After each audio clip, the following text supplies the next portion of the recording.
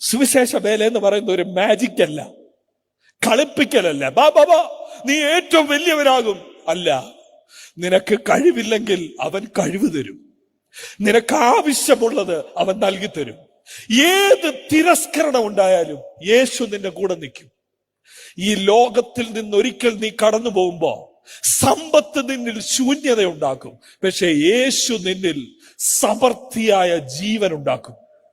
ഇന്ന് ഞാനിവിടെ നിൽക്കുമ്പോ എത്രമാത്രം സന്തോഷത്തോടെ നിൽക്കുന്നതെന്ന് എനിക്ക് പറഞ്ഞറിയിക്കാൻ കഴിയില്ല.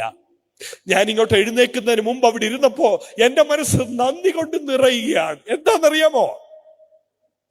ഈ ലോകത്തിൽ മാറ്റപ്പെടുന്ന ഒരു കമ്പനിയുടെ എക്സിക്യൂട്ടീവായിട്ടല്ല ഞാനിവിടെ നിൽക്കുന്നത്.